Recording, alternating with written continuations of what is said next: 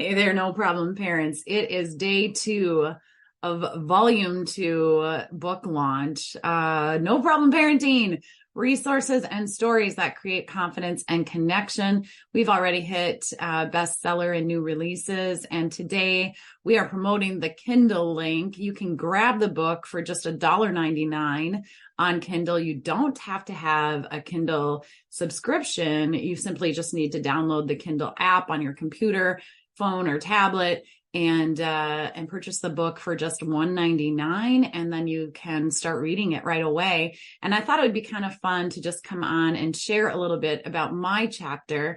So the book includes 20 of us authors. I am the producer of the book, and Action Taker Publishing is the publisher. And then there are 19 other authors besides myself who have contributed and sharing their resources and stories that are going to help you create confidence and connection with your kid. There's just a variety of topics, from advocacy to anger to connection and relationship, how to have healthy conversations with your kids, how to get them to talk to you, just all the things.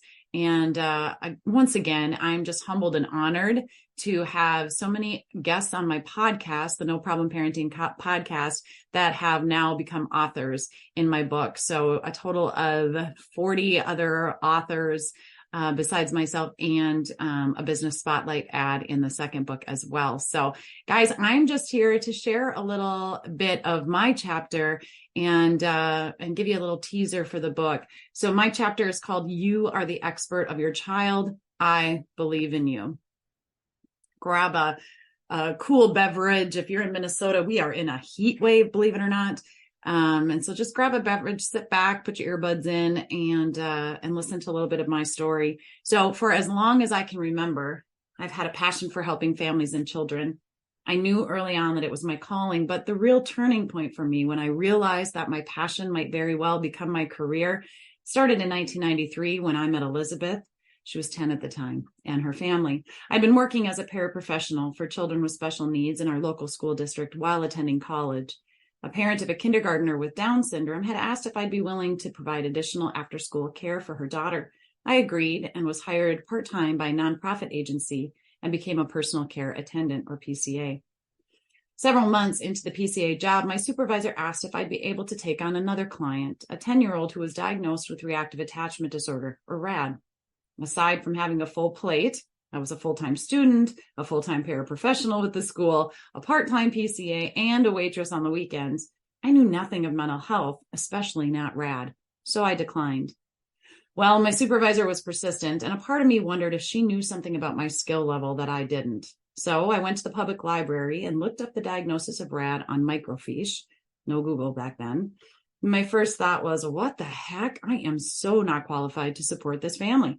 Why would my supervisor even suggest me? I discovered that on the severe end of attachment disorder, there are kids like Charles Manson.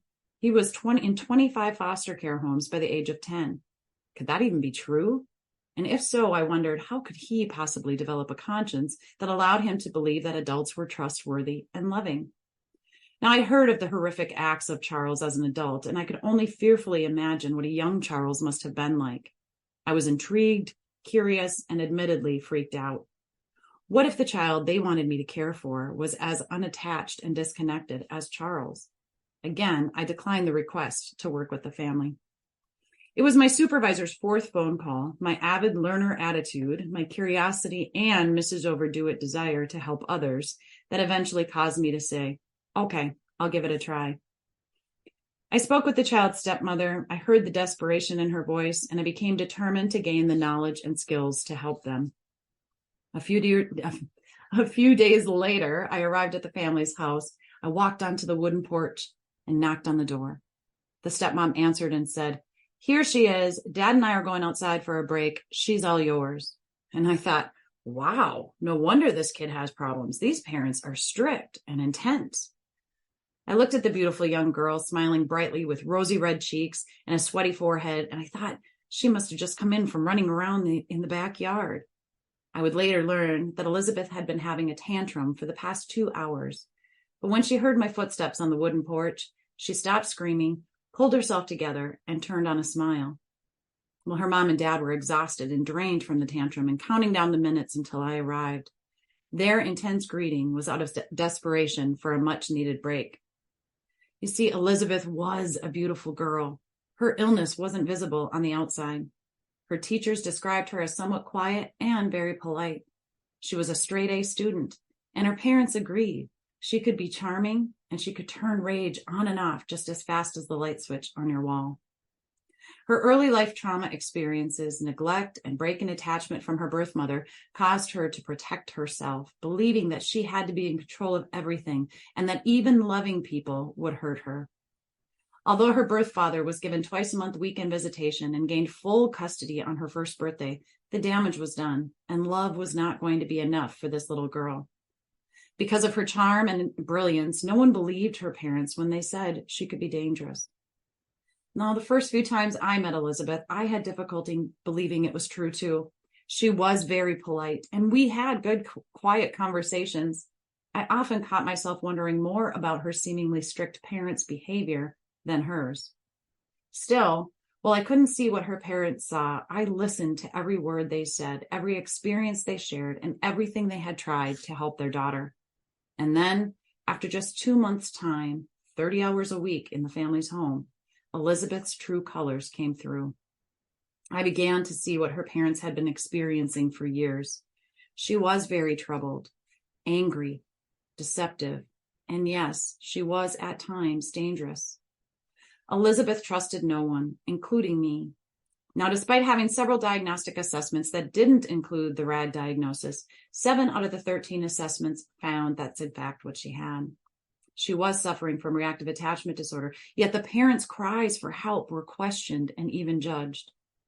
I was confused by the professionals' responses, downplaying the child's behaviors and blaming the parents, and I didn't understand why the parents weren't being heard.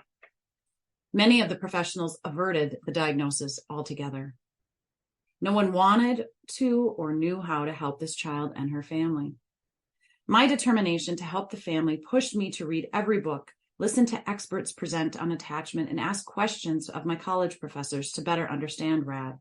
I was so intrigued and motivated to learn, and for the first time in my life, I was excited about college. Never had I been so eager to get to class.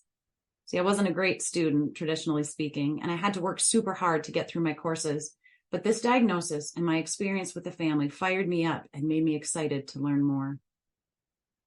Unfortunately, my college professors were not as excited and were of little help. A few weeks into a 400-level psychology class during my sophomore year, a professor scolded me for asking a question about what happens when a child doesn't attach. In a room of about 100 fellow students, he embarrassed and belittled me. And that was the day I decided my investment in education was better spent shadowing therapists and therapeutic parents in states who were supporting these kids and families with success.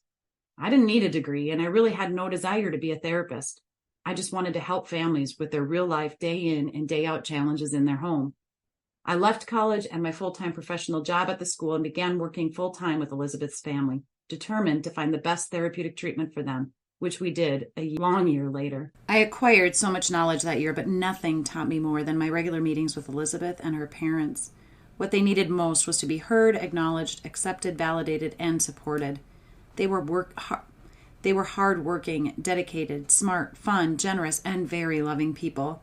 Elizabeth's parents wanted to learn. They longed for their child to be okay. As a blended family, they were raising several children, had the typical ups and downs that all parents experience, and were managing fine with the other kiddos. It breaks my heart that Elizabeth and her family had to wait so long to be understood and get the support they needed. I'm going to end it right there. I want to encourage you to go get that Kindle version for $1.99 so you can hear the rest of the story. And I'll give you a little bit of a teaser about that. This family became lifelong friends of mine. This 10-year-old girl is now one of the most successful, healthy, loving women that I know, with a beautiful family. And I end my chapter with talking about how I believe in you. You are the expert of your child.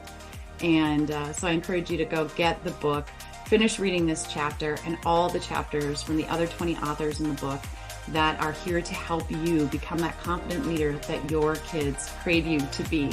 And thank you, everybody, so much for all your support. I am a bit jet lagged from the last 24 hours. I've already done 2 podcast recordings this morning. Met with a writer who's going to be doing an article on No Problem Parenting on the book and on the podcast. And in a couple of hours, I get to meet with one of my one-on-one coaching clients. So I'm just energized. I thought I'd pop on real quick and share this with you. Thank you all so much for the support that you have. Please purchase that $1.99 Kindle version, download, follow, leave us a review. All of this I ask so that we can help more families. All right, parents, that's it for today. Make sure you head over to the website, noproblemparents.com. Sign up to get our emails. We're going to be giving away tips, tools, techniques, and resources, updates on podcast episodes, roundtable events, and more. Check out noproblemparents.com. For now, hugs and high fives. You got this.